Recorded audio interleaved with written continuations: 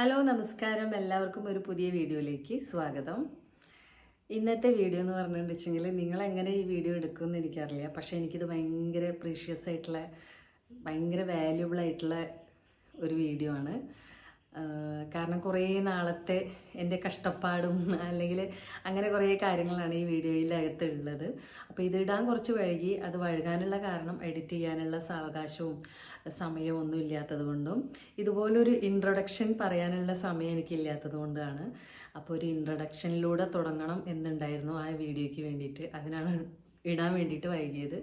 കുറച്ച് ആൾക്കാരൊക്കെ ചോദിക്കുന്നുണ്ടായിരുന്നു. സത്യം പറഞ്ഞാൽ എൻ്റെ ഈ ചാനൽ എൻ്റെ റിലേറ്റീവ്സിനാണെങ്കിലും എൻ്റെ ഫ്രണ്ട്സിനാണെങ്കിലും അധികാർക്കും അറിയില്ല എനിക്കിങ്ങനെ ഒരു ചാനലുണ്ടെന്നുള്ള കാര്യം. ചുരുക്കം ചിലർക്ക് മാത്രമേ അറിയുള്ളൂ. അപ്പോൾ അങ്ങനെ അറിയുന്ന കുറേ പേര് വീഡിയോ എന്താ വരാത്തതെന്ന് ചോദിക്കുന്നുണ്ട്. വരാത്തതിനുള്ള കാരണം ഞാനിപ്പോൾ പറഞ്ഞതാണ്. അപ്പോൾ വീഡിയോ പ്രത്യേകിച്ച് വേറൊന്നുമല്ല, എൻ്റെ അനിയൻ്റെ ഒരു കല്യാണം കഴിഞ്ഞ വീഡിയോ ആണ്. അപ്പോൾ കല്യാണത്തിൻ്റെ ഫുള്ളായിട്ടുള്ള അങ്ങനത്തെ വീഡിയോ അല്ല ഞാൻ ഉദ്ദേശിക്കുന്നത്. അതായത് ആ കല്യാണത്തിൻ്റെ സ്റ്റാർട്ടിങ് മുതലുള്ള ഓരോ ഘട്ടം ഘട്ടമായിട്ടുള്ള കാര്യങ്ങളാണ് ഞാൻ വീഡിയോ എടുത്ത് സൂക്ഷിച്ചു വെച്ചിട്ടുള്ളത്. കാരണം അതെനിക്ക് എന്നും ഓർക്കാൻ പറ്റുന്ന കുറച്ച് കാര്യങ്ങളാണ്. ഞാനിപ്പോൾ ഒരു സ്ത്രീ എന്ന നിലയ്ക്ക് ഞാനിതിവിടെ ഇരുന്ന് സംസാരിക്കുമ്പോൾ നിങ്ങൾ എത്രത്തോളം ഇത് മനസ്സിലാക്കുന്നുണ്ടെന്ന് എനിക്കറിയില്ല. പക്ഷെ ഞാനിത് പറയുമ്പോൾ ഭയങ്കര പ്രൗഡായിട്ടാണ് പറയുന്നത്. ബാക്കിയുള്ള ആരും ഇതിനൊരു വാല്യൂയും കൊടുത്തില്ലെങ്കിലും എനിക്കിത് ഭയങ്കര വാല്യൂബിളായിട്ടുള്ള കാര്യമാണ്. കാരണം അനിയൻ്റെ കല്യാണം എന്ന് പറയുമ്പോൾ അച്ഛനില്ല ഞങ്ങൾക്ക്. അപ്പോൾ അമ്മയും ഞാനുമാണ് നാട്ടിൽ ഉള്ളത്. അനിയനും പിന്നെ ഏട്ടനും ഫാമിലിയും എല്ലാവരും വിദേശത്താണ്. എൻ്റെ ഹസ്ബൻഡും വിദേശത്താണ്. അപ്പോൾ കല്യാണത്തിൻ്റെ കാര്യങ്ങളുമായിട്ട് ഓടി നടക്കാൻ ആകെ കൂടി ഉണ്ടായിരുന്നത് ഞാനും അമ്മയാണ്. അപ്പോൾ അമ്മയ്ക്കാണെങ്കിൽ ഇതൊക്കെ ആലോചിച്ചിട്ടാണ് എന്താണെന്ന് അറിയില്ല, അമ്മയ്ക്ക് അതിലിടയ്ക്കൊന്ന് വയ്യായിക കൂടി ഉണ്ടായി. അപ്പോൾ അതിൻ്റെ ഇടയിൽ അതും എല്ലാം കൂടിയിട്ട് നമ്മൾ ഒരുപാട് നിങ്ങൾക്ക് എല്ലാവർക്കും അറിയുന്നുണ്ടാവില്ല, ഒരു കല്യാണമൊക്കെ നടത്തിയിട്ടുള്ള ആൾക്കാർക്ക് അറിയുന്നുണ്ടാവും ഒരു കല്യാണം എന്ന് പറയുമ്പോഴുള്ള ബുദ്ധിമുട്ട്. പണം മാത്രമല്ല കല്യാണത്തിന് വേണ്ടത്, കുറേ കാര്യങ്ങൾ കല്യാണത്തിനായിട്ട് ചെയ്യാനുണ്ട്. അതിന് നമ്മൾ തന്നെ വേണം, ആരെങ്കിലും ആൾക്കാരായിട്ട് തന്നെ വേണം ചെയ്യാൻ വേണ്ടിയിട്ട്. പണം കൊണ്ട് മാത്രം ഒന്നും സാധിക്കില്ല. അപ്പോൾ അതിൻ്റെ കുറേ കാര്യങ്ങളായിട്ട് നമ്മൾ അത് ചെയ്യാനുള്ള ഒരുക്കങ്ങളും കാര്യങ്ങളൊക്കെ ആയിട്ട്. അപ്പോൾ അത് സ്റ്റാർട്ടിങ്ങിൽ എനിക്ക് എന്നെ സംബന്ധിച്ചിടത്തോളം ഞാൻ എന്ന ആളെ ഞാൻ എപ്പോഴും വിചാരിക്കുന്നത് നമ്മൾ വിചാരിച്ചാൽ നടക്കാത്തതായിട്ട് ഒന്നുമില്ല എന്നുള്ള കാര്യമാണ്. അപ്പം ഞാൻ വലുത് എന്ന് ഞാൻ ഒരിക്കലും വിചാരിക്കാറില്ല. പക്ഷേ എപ്പോഴും ഞാൻ ചിന്തിക്കുന്നത് എന്ത് കാര്യം നമ്മൾ വിചാരിച്ചിട്ടുണ്ടെങ്കിലും നമ്മൾക്കത് ചെയ്തെടുക്കാൻ പറ്റുമെന്ന് ഞാൻ വിചാരിക്കാറുണ്ട്.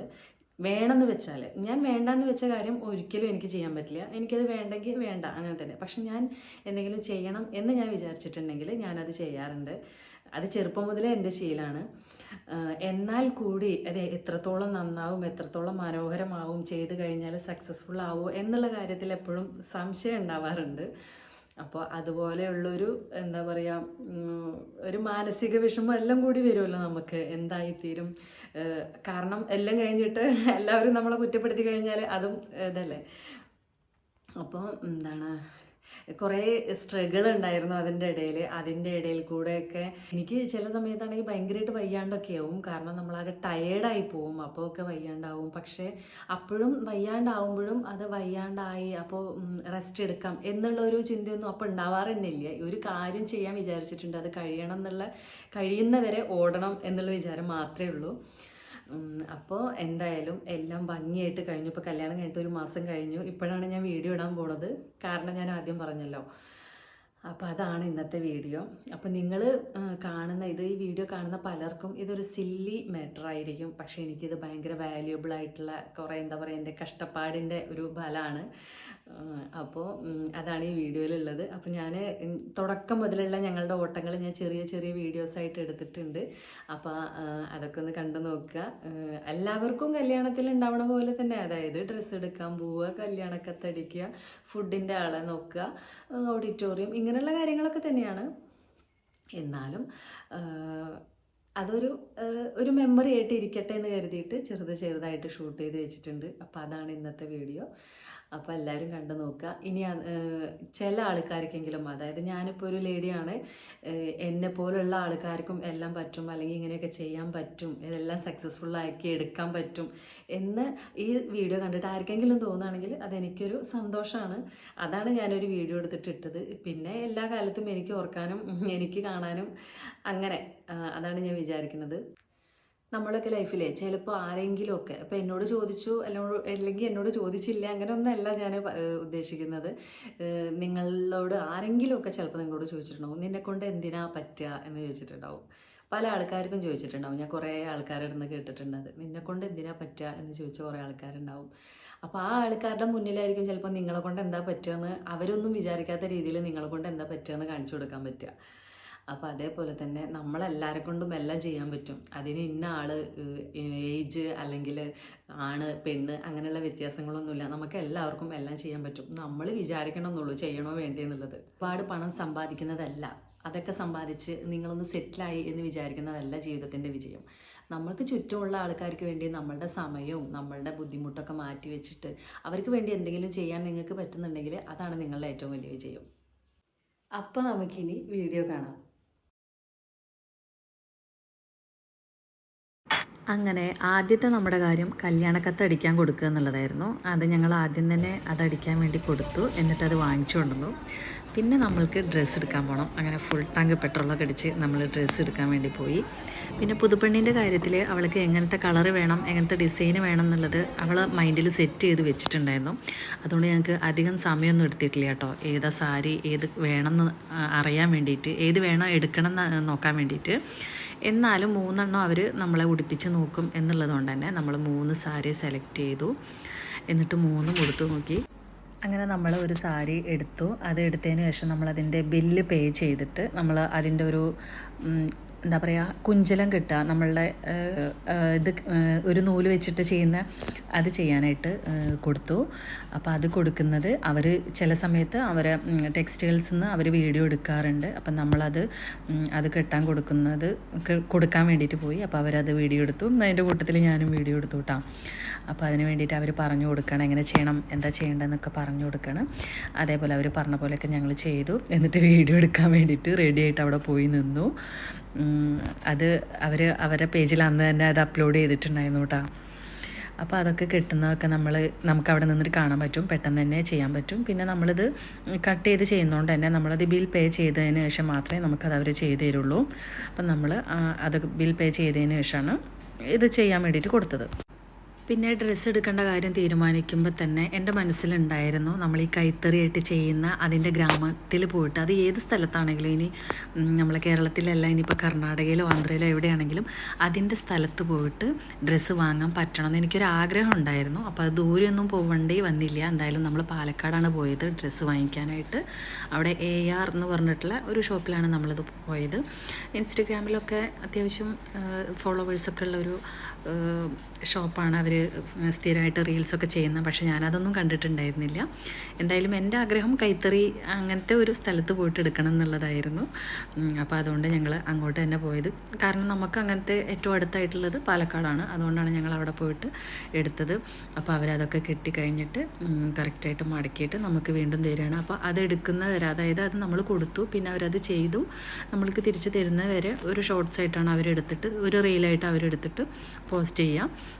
അപ്പോൾ അതേപോലെ ചെയ്തു. അതിനനുസരിച്ച് അവർ പറയണ പോലെ നമ്മൾ ചെയ്തു. എന്തായാലും അതൊരു നല്ലൊരു എക്സ്പീരിയൻസ് ആയിരുന്നു കേട്ടോ.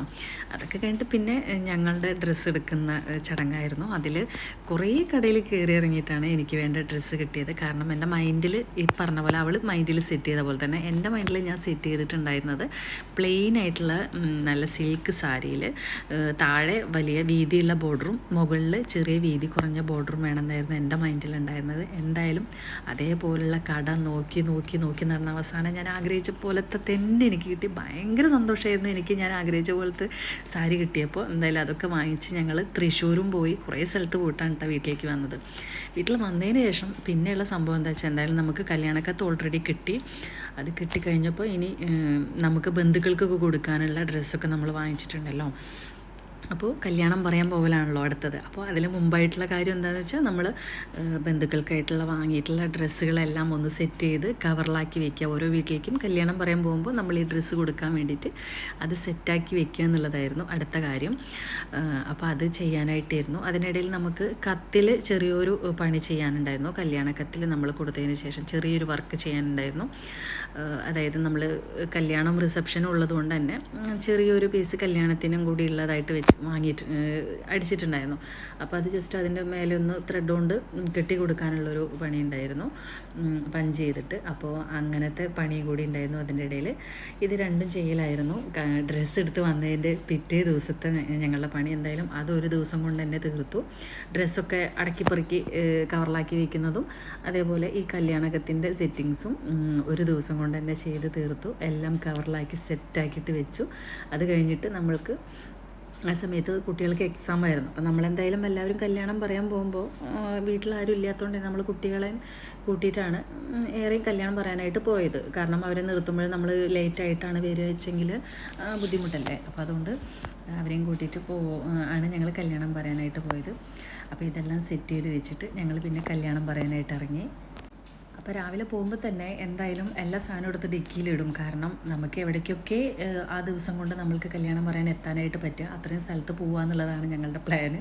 അതുകൊണ്ട് തന്നെ ഞങ്ങൾ പ്ലാനിങ് മൈൻഡിൽ ഇന്ന സ്ഥലത്തേക്കാണെന്ന് പോകാമെന്നുണ്ടെങ്കിൽ കൂടിയിട്ട് എല്ലാ സ്ഥലത്തേക്കുള്ളതും ഒരുവിധം ഒക്കെ എടുത്തിട്ട് കാരണകത്ത് ആദ്യം കൊണ്ടുവച്ചിട്ടുണ്ടായിരുന്നു. എന്നാലാണല്ലോ നമുക്ക് ഇനിയിപ്പോൾ ചില സമയത്ത് നമുക്ക് തോന്നും അതിനെ അവിടെയും കൂടി പോയി പറയാം, അതും കൂടി ഇന്നങ്ങോട്ട് കവർ ചെയ്യാമെന്ന് തോന്നുകയാണെങ്കിൽ അതും കൂടി ചെയ്യാമെന്ന് കരുതിയിട്ടാണ് കേട്ടോ എല്ലാം സെറ്റാക്കിയിട്ട് പോയത്. മാക്സിമം പറഞ്ഞു തീർക്കാം എന്നുള്ളൊരു ധാരണ ഉള്ളതുകൊണ്ട് തന്നെ ഞങ്ങൾ രാവും പകലൊന്നും നോക്കിയില്ല കേട്ടോ. ഞങ്ങളെല്ലാ സമയത്തും കല്യാണമൊക്കെ പറഞ്ഞങ്ങോട്ട് തീർക്കാൻ വേണ്ടിയിട്ട് നിന്നു. അത് കഴിഞ്ഞിട്ട് പിന്നെ അടുത്തത് എന്താണെന്ന് വെച്ചാൽ നമ്മൾക്ക് എടുത്ത സാധനങ്ങളൊക്കെ അടിക്കാൻ കൊടുക്കുക എന്നുള്ളതാണ്. അപ്പോൾ എന്തായാലും എൻ്റെ സാരിയുടെ ബ്ലൗസ് വിത്ത് ബ്ലൗസ് അതിലുണ്ട്. പക്ഷേ ഞാൻ പറഞ്ഞല്ലോ എനിക്ക് പ്ലെയിൻ ആയിട്ടുള്ള വേണമെന്ന് ഭയങ്കര ആഗ്രഹമുള്ളതുകൊണ്ട് തന്നെ ഇതിൻ്റെ വിത്ത് ബ്ലൗസ് വരുന്നത് ഈ ബ്രൊക്കേഡിൻ്റെ തുണി പോലത്തെ ഒരു തുണിയാണ്. അപ്പോൾ അതെനിക്ക് ഒട്ടും താല്പര്യമില്ല. അപ്പോൾ എനിക്ക് ഇതിൻ്റെ ബോർഡർ വരുന്ന ഗ്രീൻ കളർ വേണമെന്ന് ആഗ്രഹം ഉണ്ടായിരുന്നു.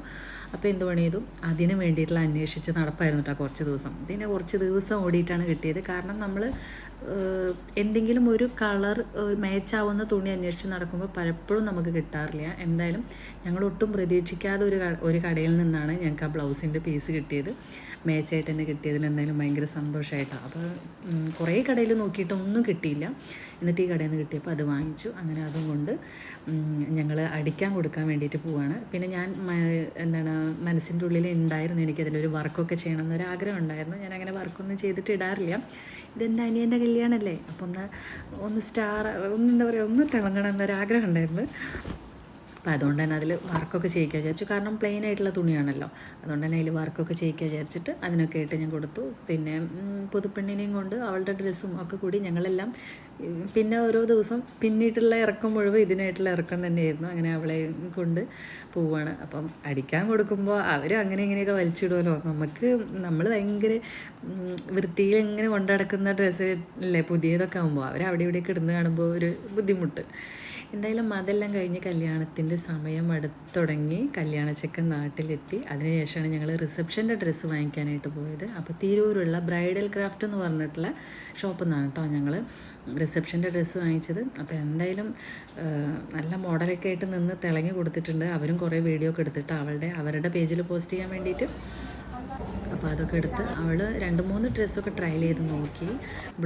റെഡൊക്കെ ട്രയൽ ചെയ്ത് നോക്കി. പക്ഷേ എല്ലാവർക്കും ഇഷ്ടപ്പെട്ടത് അതിൽ മുമ്പ് എടുത്ത റെഡായിരുന്നു. അങ്ങനെ ഞങ്ങൾ ആ റെഡാണ് എടുത്തത്. ഭയങ്കര വെയിറ്റ് ആയിരുന്നു കേട്ടോ ഡ്രസ്സിന്. അതൊട്ട് എങ്ങനെ നിൽക്കുന്ന ആലോചിക്കുന്നത്.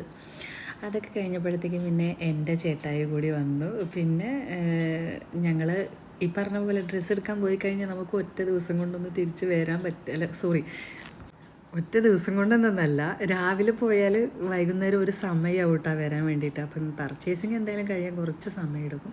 പിന്നെ നമ്മൾ ഫുഡിൻ്റെ കാര്യം നമ്മൾ കേറ്ററിങ് പുല്ലാലാസ് എന്ന് പറഞ്ഞിട്ടുള്ള ആളെ ഇവൻറ്റ് മാനേജ്മെൻറ്റ് അയാളുടെ അടുത്താണ് കേട്ടോ ഏൽപ്പിച്ചത്. അയാളാണ് ഇരിക്കുന്നത്. ഭയങ്കര ടേസ്റ്റ് ആയിട്ടുള്ള നല്ല അടിപൊളി ഫങ്ഷനാണ് കേട്ടോ ഇയാളെ. എല്ലാ കാര്യങ്ങളും ഇവർ തന്നെ ചെയ്യും. അപ്പോൾ നമ്മൾ പറഞ്ഞിട്ടുണ്ടായിരുന്നു. അപ്പോൾ ഫുഡ് എന്തൊക്കെ വേണമെന്നുള്ള കാര്യം കുറച്ചും കൂടി കല്യാണം അടുപ്പിച്ചിട്ട് പറഞ്ഞാൽ മതി എന്ന് പറഞ്ഞു. പറഞ്ഞിട്ടുണ്ടായിരുന്നു ഏതൊക്കെ വേണമെന്നുള്ളത്. അപ്പോൾ അതിനായിട്ട് പോയിട്ട് അദ്ദേഹത്തോട് സംസാരിച്ചിട്ട് കൂടുതൽ പിന്നെ എന്തൊക്കെ വേണം ഏതൊക്കെ വേണ്ട എന്നുള്ള കാര്യങ്ങൾ എനിക്ക് കറക്റ്റായിട്ടൊരു ഇതുണ്ടായിരുന്നു. വളരെ നീറ്റായിരിക്കണം, വളരെ ടേസ്റ്റി ആയിരിക്കണം, അങ്ങനെ ഏറ്റവും കൂടുതൽ എനിക്ക് വളരെ നീറ്റായിരിക്കണം എന്ന് ഭയങ്കര നിർബന്ധം ഉണ്ടായിരുന്നു. പിന്നെ കൗണ്ടറൊക്കെ ഇട്ടിട്ട് ബുഫേ സിസ്റ്റം വേണ്ട, കൗണ്ടറൊക്കെ ഇട്ടിട്ട് വേണം എന്നുള്ളതൊക്കെ ഉണ്ടായിരുന്നു. അപ്പോൾ ആ കാര്യമൊക്കെ ഞാൻ പ്രത്യേകം പറഞ്ഞിട്ടുണ്ടായിരുന്നു അയാളുടെ അടുത്ത്. അപ്പോൾ എന്തായാലും അതേപോലെ എനിക്ക് ഏറ്റവും കൂടുതൽ കല്യാണത്തിൽ എനിക്ക് ഏറ്റവും കൂടുതൽ ഇഷ്ടപ്പെട്ടത് ഇയാളുടെ സർവീസാണ് കേട്ടോ. കാരണം ആ സർവീസും ഫുഡും എല്ലാം വളരെ ഓക്കെ ആയിരുന്നു. അത്രയും ടേസ്റ്റി ആയിട്ടുള്ള ഫുഡ്, നല്ല സർവീസ്, എന്താ പറയുക, ഭയങ്കര സന്തോഷമായി. എല്ലാവരും ഫുഡൊക്കെ കഴിച്ച് എല്ലാവർക്കും ഭയങ്കരമായിട്ട് ഇഷ്ടപ്പെട്ട്. അതെന്തായാലും നമ്മൾ സംസാരിക്കുമ്പോൾ ഇപ്പോൾ ഇത് കാണുമ്പോൾ എനിക്ക് ഭയങ്കരമായിട്ട് എന്താ പറയുക, ഭയങ്കര ഒരു സന്തോഷം തോന്നുന്നു. മുട്ടൻ പണി ഞങ്ങൾ എൻ്റെ വീട്ടിൽ നിന്ന് വൈകുന്നേരം രാവിലെ പോയിട്ട് വൈകുന്നേരം ഭക്ഷണം കഴിച്ചിട്ടാണ് വരിക കേട്ടോ. അപ്പോൾ കുറച്ച് ദിവസമായിട്ട് അങ്ങനെയാണ്. അപ്പോൾ വീടിൻ്റെ കീ ഞാൻ എടുത്തിട്ട് ഇതിൻ്റെ ഒരു ഹോളിൽ ഇതിൻ്റെ ഗിയറിൻ്റെ ഒക്കെ എടുത്തുള്ള ഹോളിലാണ് ഇടാറുള്ളത്.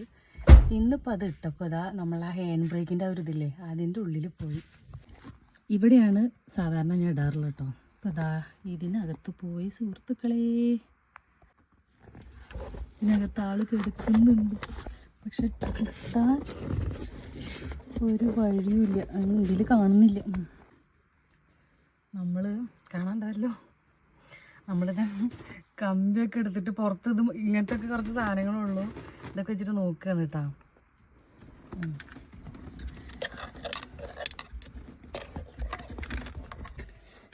അങ്ങനെ നിരന്തര പരിശ്രമത്തിനൊടുവിൽ കിട്ടി ഗൈസ്.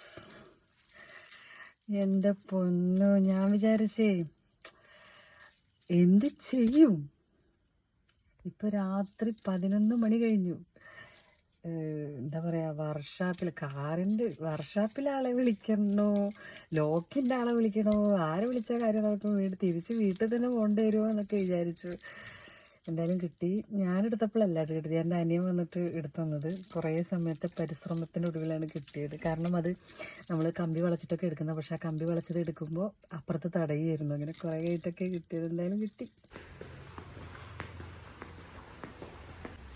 അങ്ങനെ കല്യാണം അടുപ്പിച്ചപ്പോൾ ഞങ്ങൾ ഹോളൊന്ന് പോയി നോക്കിയതാണ് കേട്ടോ. അപ്പോൾ ഞങ്ങൾ RV പാലസ് ഓഡിറ്റോറിയമാണ് ഞങ്ങൾ എടുത്തിട്ടുണ്ടായിരുന്നത്. അന്നാണെങ്കിൽ ഒരുപാട് കല്യാണമാണ്. അതിൻ്റെ മുകളിൽ അന്ന് കല്യാണമുണ്ട്. അവിടെ വലിയ ഹോളും ചെറിയ ഹോളും ഉണ്ട്. അതിൽ വലിയ ഹോളിൽ അന്ന് കല്യാണമാണ്. ഞങ്ങൾ അക്ബർ നോക്കിയിട്ടുണ്ടായിരുന്നു. അവിടെയും എല്ലായിടത്തും അന്ന് കല്യാണമായിരുന്നു. അങ്ങനെ ഞങ്ങൾക്ക് അവിടെ കിട്ടിയിട്ടുണ്ടായിരുന്നുള്ളൂ. അങ്ങനെ വീട്ടിൽ ഞാൻ ഇവിടെയൊക്കെ പോയി വരുമ്പോൾ എൻ്റെ വീട്ടിലത്തെ അവസ്ഥയാണ് ഇട്ടത്. തുണികൾ കഴുകിയിടും, തിരിച്ച് കൊണ്ടുവന്ന് ഒരു കിടക്കാത്ത റൂമിൽ ബെഡിലിടും. പിറ്റേ ദിവസം ഇതന്നെ ചെയ്തുകൊണ്ടിരിക്കുന്നത്. തുണി മടക്കലൊന്നും കഴിഞ്ഞിട്ടുണ്ടായിരുന്നില്ല. അങ്ങനെ പിന്നെ അതൊക്കെ കഴിഞ്ഞ് പിന്നെ വീട്ടിലേക്ക് മാട്രസ് ഓർഡർ ചെയ്താണ് കേട്ടോ അനിയൻ. അപ്പോൾ അതൊക്കെ വന്നു. അതൊക്കെ നമ്മൾ പൊളിച്ച് നോക്കി. എല്ലാ യൂട്യൂബേഴ്സും വാങ്ങിക്കുന്നത് ഞാൻ കണ്ടിട്ടുണ്ട്. ഞാനിതുവരെ വാങ്ങിച്ചിട്ടില്ല. എന്തായാലും എൻ്റെ അനിയൻ വാങ്ങിച്ചിട്ടുണ്ട് കേട്ടോ. അപ്പോൾ സംഗതി അടിപൊളിയാണെന്നാണ് കേട്ടത്. കുഴപ്പമൊന്നുമില്ല, അടിപൊളി മാട്രസ്സാണ്. അങ്ങനെ നമ്മളുടെ പർച്ചേസിംഗ് ഒന്നും തീരണമൊന്നുമില്ല കേട്ടോ. നമ്മൾ പിന്നെയും പർച്ചേസിങ്ങിന് ഇങ്ങനെ പോയിക്കൊണ്ടേയിരിക്കുകയാണ്. അതിലിടയ്ക്ക് കാറ് ചെറുതായിട്ടൊരു പണിയും തന്നു. അങ്ങനെയൊക്കെ ആയിട്ട് നമ്മളുടെ ദിവസങ്ങളിങ്ങനെ നീണ്ടു. കല്യാണ തീയതി അടുത്തുകൊണ്ടിരുന്നു. അപ്പോഴത്തേക്ക് എൻ്റെ ഹസ്ബൻഡ്, അതായത് എൻ്റെ ഹസ്ബൻഡ് വന്നു. അപ്പം ഞങ്ങൾ ഏട്ടനൊന്നും ഡ്രസ്സൊന്നും എടുത്തിട്ടുണ്ടായിരുന്നില്ല. പിന്നെ അതേപോലെ എൻ്റെ ബ്രദറും ഫാമിലിയും അവരൊക്കെ ആ സമയത്താണ് വന്നപ്പോൾ അവർക്കൊന്നും ഡ്രസ്സ് എടുത്തിട്ടുണ്ടായിരുന്നില്ല. എന്തായാലും അവർ എല്ലാവരും കൂടി വന്നിട്ട് ഒരുമിച്ച് പോയി എടുക്കാമെന്ന് കരുതിയിട്ടായിരുന്നു കേട്ടോ. ആ കുട്ടികൾക്കൊന്നും എടുത്തിട്ടുണ്ടായിരുന്നില്ല. കാരണം നമുക്ക് അളവ് പാകാണെന്നൊന്നും അറിയില്ലല്ലോ. ഞങ്ങൾ അവരെയൊക്കെ കൂട്ടിയിട്ട് പിന്നെ ഡ്രസ്സ് എടുക്കാൻ പോയി. അതും ഞങ്ങൾ രാവിലെ ഇറങ്ങും, രാത്രി ആകുമ്പോഴത്തേക്കും നമ്മൾ തിരിച്ചു വരുള്ളൂ. എല്ലാവരും നന്നായിട്ട് ടയേർഡാവും. അങ്ങനെ നമ്മൾ ഏറ്റവും കൂടുതൽ നമ്മൾ ഈ ഡ്രസ്സിൻ്റെ പർച്ചേസിങ് തീരാനാണ് കുറേ സമയം എടുക്കുക. നമുക്ക് കണ്ടെത്താനും കളറ് മാച്ചാവണം, അവർക്ക് അത് മാച്ചാവണം, ഇത് മാച്ചാവണം, അങ്ങനെയൊക്കെ ആയിട്ട് പിന്നെ നമുക്ക് ഓർണമെൻറ്റ്സ് എന്നൊക്കെ തന്നെയല്ലേ ഇതിന് പറയുക. ഈ സംഭവങ്ങളൊക്കെ ഞാൻ അധികം യൂസ് ചെയ്യാത്തതുകൊണ്ട് എനിക്ക് വലിയ ധാരണയൊന്നുമില്ല. പക്ഷേ അന്ന് ആ പട്ടുസാരിയൊക്കെ കൊടുത്ത് നിൽക്കുമ്പോൾ ഒരു മാലയും ഒരു കമ്മലും പിന്നെ അതേപോലെ റിസപ്ഷന് ഡ്രസ്സ് ഇടുന്ന സമയത്ത് എന്തെങ്കിലുമൊക്കെ ഇടണം എന്നൊരാഗ്രഹമൊക്കെ ഉണ്ടായിരുന്നു. അപ്പോൾ അതുകൊണ്ട് ഞങ്ങൾ കുറേ കടയിൽ പോയിട്ട് കുറേ കടയിൽ നിന്നൊന്നും ഞങ്ങൾക്ക് ആർക്കും ഒന്നും ഇഷ്ടപ്പെട്ടിട്ടില്ല കേട്ടോ. അങ്ങനെ ലാസ്റ്റ് ഞങ്ങൾ എടപ്പാളിൽ നിന്ന് നമ്മളെ ശോഭികയുടെ ഒക്കെ അടുത്ത് നമുക്കൊരു കടയുണ്ട്. അവിടെ നിന്ന് ഞങ്ങൾക്ക് ഭയങ്കര നല്ല ഭംഗിയുള്ള കുറേ കളക്ഷൻസ് ഉണ്ട് കേട്ടോ. അത് കിട്ടി. അതൊക്കെ കഴിഞ്ഞ് കല്യാണത്തിൻ്റെ തലേന്നായപ്പോൾ പിന്നെ നമ്മളുടെ പരിപാടി മെയിലാഞ്ചി ഇടലാണ്. നമുക്കൊന്ന് ഒരുങ്ങണ്ടേ. അപ്പോൾ മെയിലാഞ്ചി ഇടലായിരുന്നു. പാവ കുട്ടി രാത്രി 2:30-ക്കൊക്കെ ആയിട്ടാണ് വീട്ടിൽ പോയത്. അത് കഴിഞ്ഞിട്ട് പിറ്റേ ദിവസം രാവിലെ വീട്ടിലേക്ക് വീണ്ടും വന്നു. എനിക്ക് ഒരു കയ്യിലും കൂടി ഇട്ടുതരാൻ വേണ്ടിയിട്ട് കുറേ സമയം എടുത്തു കേട്ടോ എടുക്കാൻ, മെയിലാഞ്ചി ഇടാനായിട്ട്. അത് കഴിഞ്ഞിട്ട് പിന്നെ ഞങ്ങൾ ഡ്രസ്സ് കൊണ്ടുകൊടുക്കാൻ വേണ്ടിയിട്ട് പോയി. തലേ ദിവസം നമ്മൾ കല്യാണ പെണ്ണിന് ഡ്രസ്സ് കൊണ്ടുകൊടുക്കുമല്ലോ, അപ്പോൾ അതിനായിട്ട് പോയി. അതൊരു ചടങ്ങാണ്. അതൊക്കെ കഴിഞ്ഞ് നമ്മൾ വീട്ടിൽ പിന്നെ തലേ ദിവസം പ്രത്യേകിച്ച് പരിപാടിയൊന്നും ഉണ്ടായില്ല. എന്നാലും അവൻ്റെ കുറച്ച് ഫ്രണ്ട്സ്, നമ്മളുടെ റിലേറ്റീവ്സ് മാത്രം, അതായത് നമ്മളുടെ കസിൻ, നമ്മളുടെ മാമൻ്റെ വീട്ടിൽ നിന്ന്, അമ്മായിയുടെ വീട്ടിൽ നിന്ന്, അങ്ങനെ മാത്രം ഉള്ള കുറച്ച് ആൾക്കാർ ആയിട്ടുള്ള പരിപാടിയാണ് തലേ ദിവസം വിചാരിച്ചിട്ടുണ്ടായിരുന്നത്. വേറെ അധികാരം ഉണ്ടായിരുന്നില്ല. പിന്നെ അവൻ്റെ ഫ്രണ്ട്സ് മാത്രമേ ഉണ്ടായുള്ളൂ. അപ്പോൾ എന്തായാലും തലേ ദിവസം പരിപാടി ഭയങ്കര ഗംഭീരമായിരുന്നു കേട്ടോ. പടക്കം പൊട്ടിക്കലും നമ്മളെ ചൈനീസ് അതൊക്കെ പൊട്ടിക്കലും കുട്ടികളെ കൂടി ഭയങ്കര ഹാപ്പി ആയിരുന്നു. പിന്നെ അവരെ ചെറിയ പാട്ടും കച്ചേരിയൊക്കെ ആയിട്ട് അങ്ങനെയൊക്കെ ആയിരുന്നു തലേ ദിവസത്തെ പരിപാടി. എന്തായാലും അടിപൊളിയായിരുന്നു. എന്തായാലും നമ്മൾ വിചാരിച്ചത്ര ആൾക്കാരൊന്നും തലേ ദിവസം വന്നില്ല. നമ്മൾ കുറച്ച് ആൾക്കാരെയൊക്കെ എക്സ്പെക്റ്റ് ചെയ്തിട്ടുണ്ടായിരുന്നു, പക്ഷേ അത്ര അധികം ആൾക്കാരൊന്നും വന്നില്ല. അപ്പോൾ വന്നവരൊക്കെ ആയിട്ട് പരിപാടിയൊക്കെ നല്ല അതിഗംഭീരമായിട്ടൊക്കെ നടന്നു.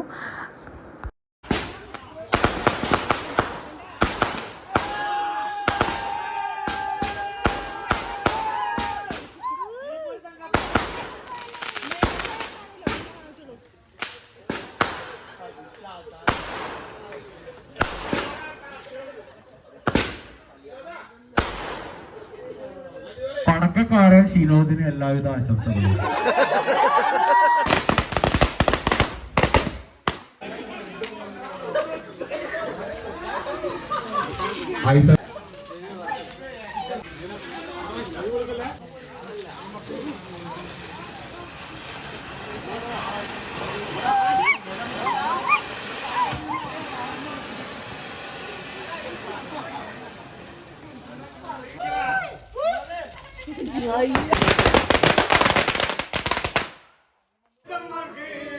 ഇഷ്ടം പോലെ ഇനി കുടിക്കാമല്ലോ, തീയറിഞ്ഞോ മേലെ മരത്ത് 1000 ഷാപ്പുകൾ തുറന്നിട്ട്.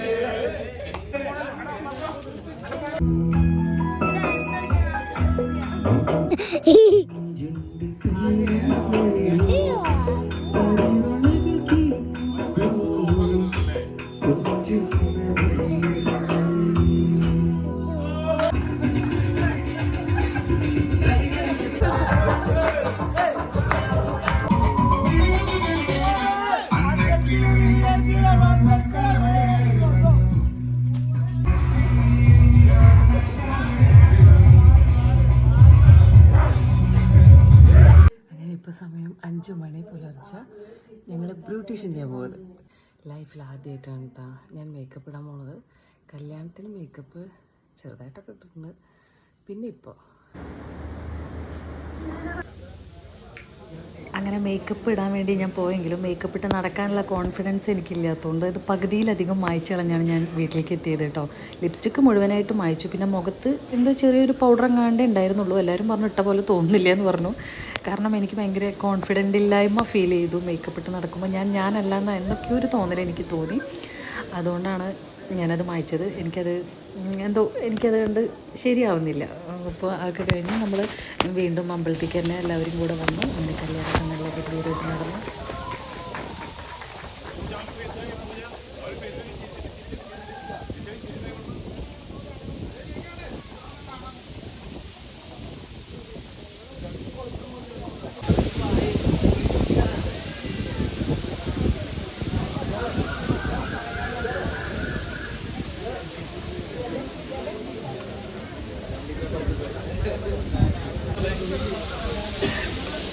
മാലൊന്ന് കറക്റ്റ് നിൽക്കും, പൂജാനെ കറക്റ്റ് പേജിലേക്ക് ആവുന്ന പേജിലേക്ക് പൂജ മാലൊന്ന് കറക്റ്റ് നിൽക്കും. തിരിച്ചിട്ടാ ഓക്കെ ഓക്കെ നീ നീട്ടുണ്ടോ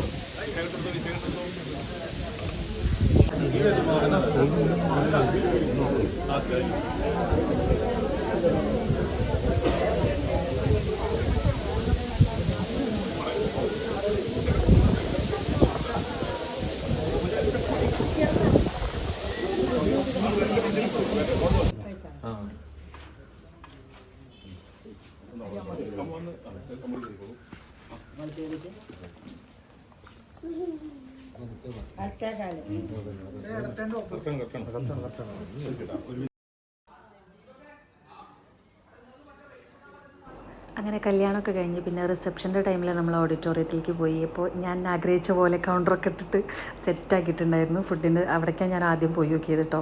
അവിടെയൊക്കെ ഞാൻ വിചാരിച്ച പോലെയല്ലേ എന്നൊക്കെ പോയി നോക്കുകയാണ്. അപ്പോൾ എനിക്ക് കണ്ടപ്പോൾ തന്നെ എനിക്ക് ഭയങ്കര സന്തോഷമായി. അപ്പോൾ എല്ലാം സെറ്റായിരുന്നു, ആൾക്കാരും ഫുഡും എല്ലാം സെറ്റായിരുന്നു. ആൾക്കാരൊക്കെ വന്ന് തുടങ്ങുന്നേ ഉണ്ടായിരുന്നുള്ളൂ കേട്ടോ. ഞങ്ങളൊരു 5 മണിയൊക്കെ ആയപ്പോഴത്തേക്കാണ് പോയത്. 5 മണി മുതലാണ് ടൈം പറഞ്ഞിട്ടുണ്ടായിരുന്നത്. പക്ഷേ ആൾക്കാരൊക്കെ വന്ന് തുടങ്ങുന്നുണ്ടായിരുന്നുള്ളൂ. കുറച്ച് കഴിഞ്ഞപ്പോഴത്തേക്കാണ് ആൾക്കാരൊക്കെ വന്നത്. പിന്നെ ഇപ്പോഴത്തെ ഒരു ട്രെൻഡാണല്ലോ കേക്കൊക്കെ കട്ട് ചെയ്തിട്ടുള്ള ഒരിത്. അപ്പോൾ അതെല്ലാം അവൻ്റെ ഫ്രണ്ട്സാണ് കേട്ടോ.